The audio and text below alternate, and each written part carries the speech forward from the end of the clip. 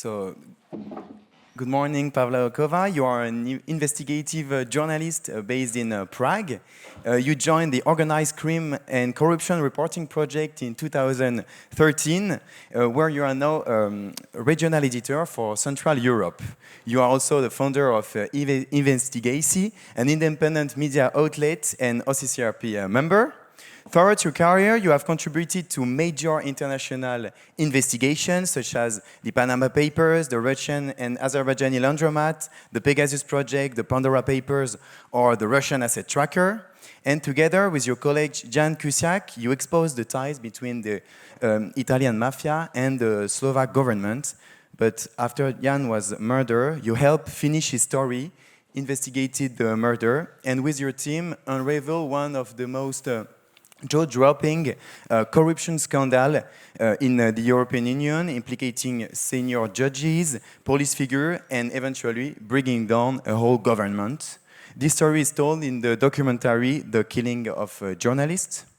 Your work has been recognized with several awards, including the ICFG Knights Journalism Award, and alongside your colleague Arpad Solcek and Eva Kubaniova, the World Justice Project, Anthony Lewis Prize. Thank you very much for being here, and we are really glad to hear you.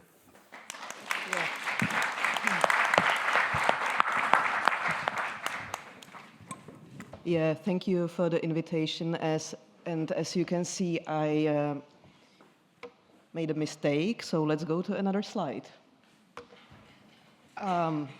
Okay, so the question that was there, and I forgot to put an A there. It was why journalism is not a question of like or influence. Well, actually, when I saw, thank you. When I saw this question, I was like, but wait. Like, we are getting to the time when actually journalism is a question of likes and influence, and we need to accept it. And I would like to, tell stories here how, journalism matters. Everyone is reading those hard-hitting, dry stories. Everyone is like, yes, let's do it. Well, it's not. We, as investigative journalists, we are competing with kittens, and we can never beat them, because the stories we are showing are facts, and the facts are usually dry because we anticipate that we actually are going to be sued, and we will go to the court to defend our stories and defend the truth. But let me start from the beginning. I will talk from the beginning. When I started to work as a journalist, it was in online news 20 years ago. So online news was really like a big thing. It was still the idea that online news could actually finance itself by advertisement. It never materialized, but at that time we still believed that online news are good.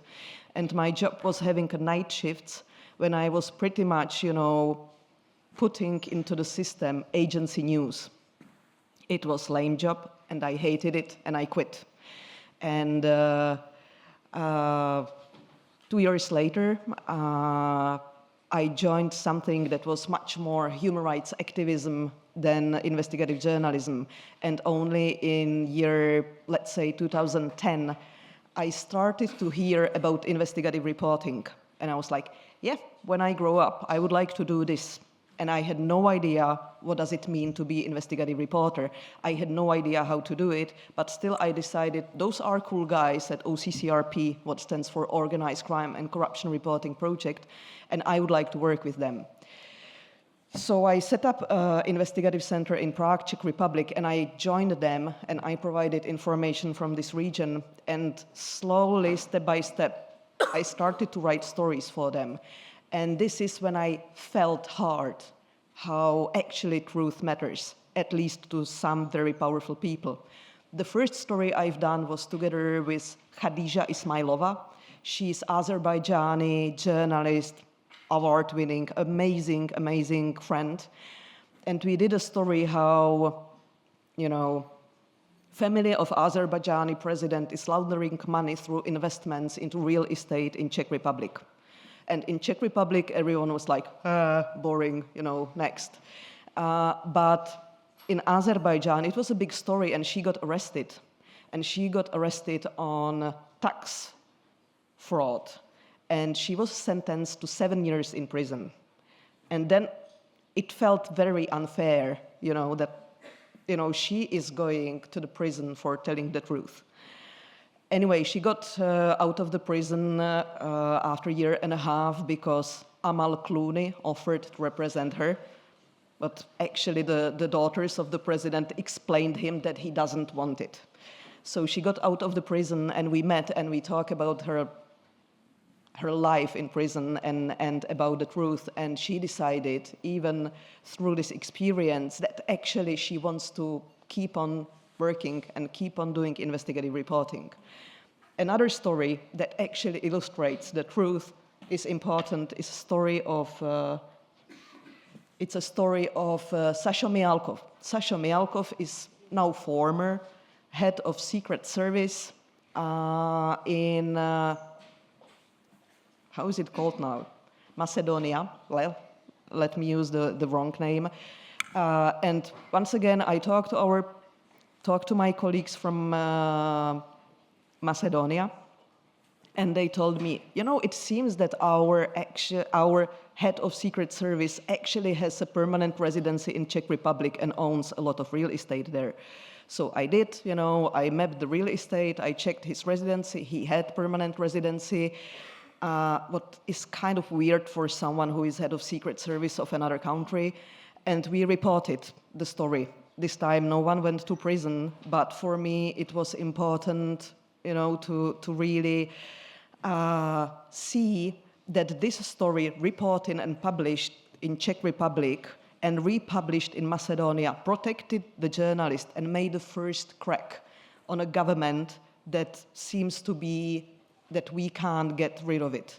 And within 3 years, the government fell because this first crack actually inspired other people to do more reporting on the government and publish more stories and bring more evidence about their corruption. Also slides. So, we have 3 steps that we need to fight for as in-depth investigative journalists, and that's verify truth, deliberate with others over what matters and what doesn't, and hold power to account. Actually, investigative reporting has a definition that's holding power to account, but now we are in a times that we need to really focus on this because it seems that journalism in this area is really fading.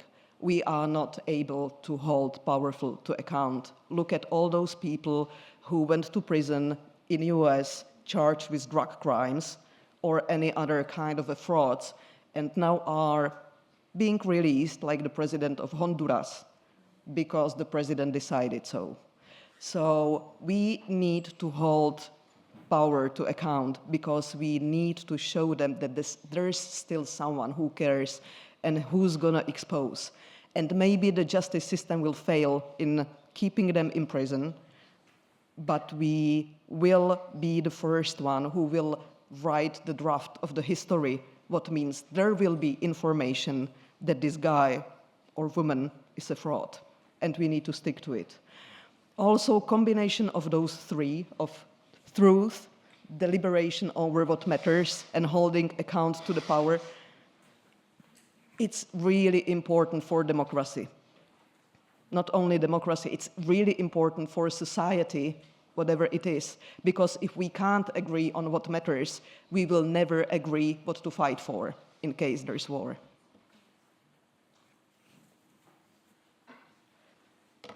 Okay, and now back to the social networks. We as a journalist for a long time, we believe that we all can write for The Atlantic, let's say, those long, heavy, elite opinion pieces, but actually there's only a very limited market for this. And we need to admit that social media are really media platform. Originally it was created, to have fun, to connect with the family, friends, former classmates, whatever, but it became so influential that actually we need to admit as a journalist, we need to we need to understand how to write for social networks, because there is growing part of society that are consuming news through social networks. And if we will lose this part of people, especially young people, we will lose the future. So we can't say, like, we are the journalists, we are reporting the truth and people will find it. It's not enough. We need to do more, and we need to understand how to write for social networks and how to reach more people. Yeah, because social networks make you feel good. Okay, so this is not the design I wanted, but anyway, it's the design. The last point I want to make, that, we have new technology tools that are making our lives easier. And, with those tools,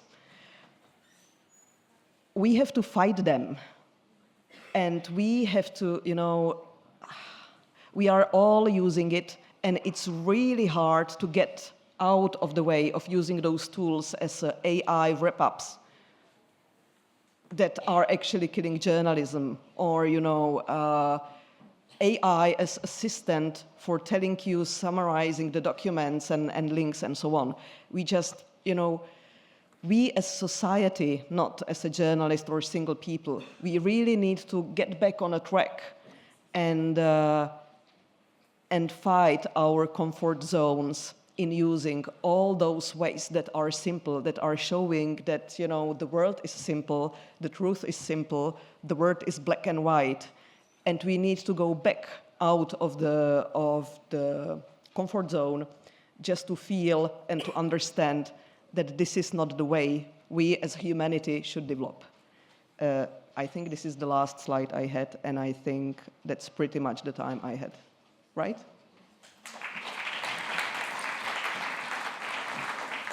Thank you very much. You can stay on stage, and I have the honor to welcome Francisca Elias and Anna Volte.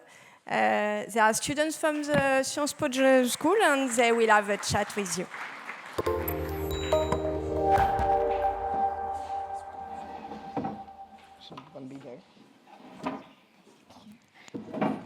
Hi, Pavla. Thank you so much for your talk. Yes, so to dig right in, investigative journalism can point out injustices, as you described, but not every research tackles a government. Sometimes we see a little change in a situation after it's reported on. So what is then the value of investigative journalism? What do we always do it for? Right. That's a question I ask every Friday when I'm going to burn out, like why I am still doing it. But there is one thing that's important for investigative journalism, and that's that the stories can stand up in a time. What means, when we published the story of the head of Secret Service of Macedonia in Czech Republic, nothing happened. And nothing happened for 3 years, and then it actually happened. So we really should take journalism as not like, I'm going to write a story and the government will fall, but much more as I'm going to write a story. Someone's talking. I'm going to write a story because I don't want anyone to be able to say, well, I didn't know. Many of us here today are just at the beginning of our careers in journalism. So with this in mind, we wanted to ask you, when you were starting out, what were some of your expectations going into the job of investigative journalism, and how do they differ from your reality now? Well, I wanted to be war reporter. Well, I ended up in investigative journalism. What regarding the victims is pretty much the same, It seems, well, not now with Ukraine and Gaza, but there was a point before the war in Ukraine and Gaza when actually more journalists were assassinated because of investigative reporting than in war zones. I was always intrigued by complex stories, and that's why I got into investigative reporting. I also studied journalism and South American studies. What, you know, the clear outcome is to be interested in organized crime and global cocaine trade. And it was fun. Perfect. You reported on some very difficult stories. You already touched on that. You investigated the murder of a friend. You faced severe online harassment, even by influential figures. So what is your advice to young journalists? How can we and how can also newsrooms make space or like deal with the mental toll that this job can sometimes bring? Well, it's a new thing. Finally, we started to talk about the mental issues reporters have, but it's really like last 3-4 years. Before it was a huge taboo, and some of the investigative centers, like is mine, they have different kinds of aspect to these issues, like paying for therapy to the reporters, giving them 7 weeks of holidays just to really recover. But I see it on my colleagues, everyone is burning out. So we need you, young people, to really help, because you are still, you know, full of energy and less cynical than we are. And I think the future of investigative reporting is really now on young people. So I'm afraid to tell you that, come on, please help. And do you have any personal strategies that you apply to keep in this, to stay in this job? Yeah, I took a year off when I was really burned out. It helped, and I met at Stanford University with another 14 totally burned up journalists. So we shared our difficult life. We shared our stories, how to recover. And what I've learned, what really helps is running in the morning and reading really shitty novels in the evening, because it really helps to disconnect from the work. And to sort of touch on that, but where do you draw the line between your own personal safety and kind of the task of journalism and information? Because after the murder of your friend and colleague, Jan Kuciak, have you ever made decisions not to pursue something because it could be too dangerous, or do you always choose to pursue the story? I always choose to pursue the story, even though I know it's quite dangerous. The only thing is that I don't really publish when the story is ready. It's especially when reporting on organized crime. We sometimes have so-called cooling off period before publishing the story. So we do the interviews, we confront people from organized crime, and then we know that they are really upset, so we give them 6 months to get ready, and only then we publish the story. It's the good thing with organized crime is, you know, it's still, you know, even after 6 months, it's still, the story is still working. You said that, I quote, "Collaboration can save your life," and that killing a network is impossible. What do you think, what would newsrooms, or like what would more collaboration and less ego in journalism look like in journalistic training and in newsrooms? I mean, I don't know. You know, I grew up in this collaborative group of journalists that we've never seen each other as a competition. And the first time I actually faced, you know, big egos in journalism was when I was trying to create such a network in Czech Republic of investigative reporters who, well, we have the same aim, let's share, and it never happened. And I think you should be ready as a young journalist that some of the biggest disappointments in journalism would come from your colleague journalists. So it's difficult. Just get over it. When you say that, just to touch on that, the biggest disappointments, do you mean in terms of, could you elaborate on that a little bit? How have your colleagues or other journalists disappointed you in the past? It's for me, the most forming experience was this network of investigative reporters called OCCRP. And we've never seen each other as a kind of a competition or something. We were always eager to help each other because apart from being journalists, we were also friends. And then I was, my head or my mental setting was pretty much like, we are all friends, so let's share. So when we got Panama Papers, the first truly global league for investigative journalists, and I offered the other editorial teams in Czech Republic, well, give me one of your investigative reporters and we can work on it together. It failed because they told me like, who you are, some girl, little girl who's giving the data, give us all the data, give us exclusivity, and we might work on it, otherwise not. They were not willing to cooperate, and for me it was like, guys, I'm giving you something and you're giving me conditions under which I can give it to you, like, what the hell? Thank you so much for your responses so far. I think now we're going to open up the floor to some questions from the audience. So if anyone has any questions, please raise your hands now. I'm sure there are lots.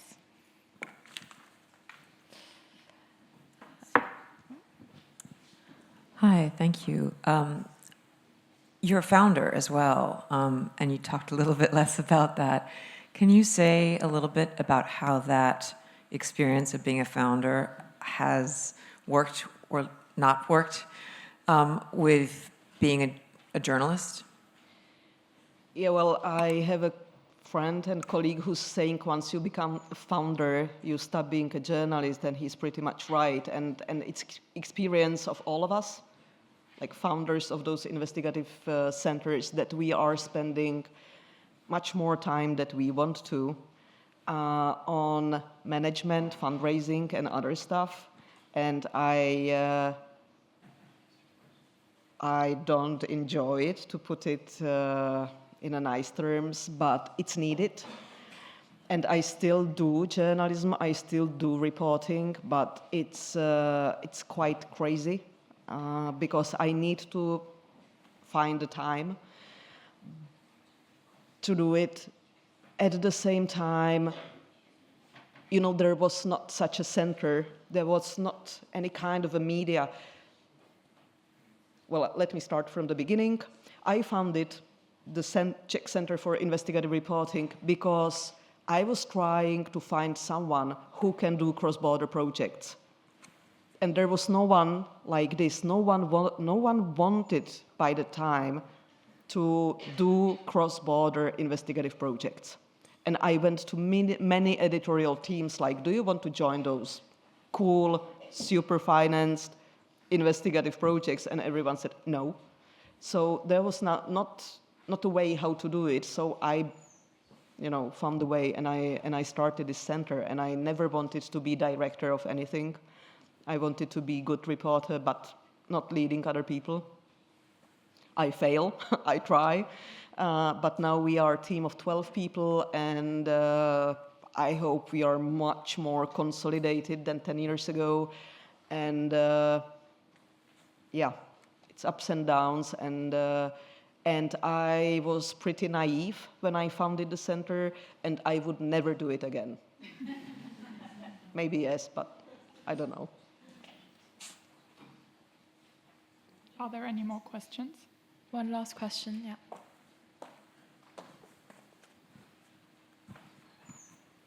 Hello, and excuse me. Thank you for your speech. I had a question. Have you ever witnessed some colleagues that could not say what they want or in the way they want because of some superiors in the hierarchy?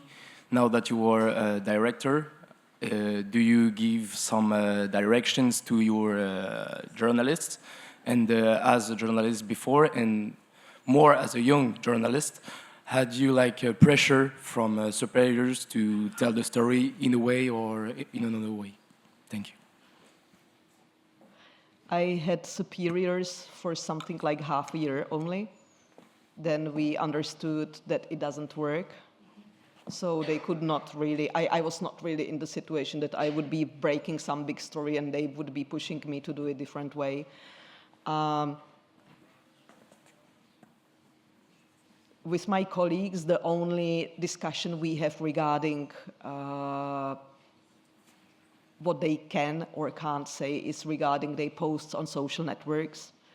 that, you know, they said, but it's my personal private profile, you know, I can say what I want. And we are trying to explain that there is not such a thing as a private personal profile on social networks. And if they are not willing and able to go in the midnight to an empty street and shout out loud what they just wrote as a post, then they shouldn't do it.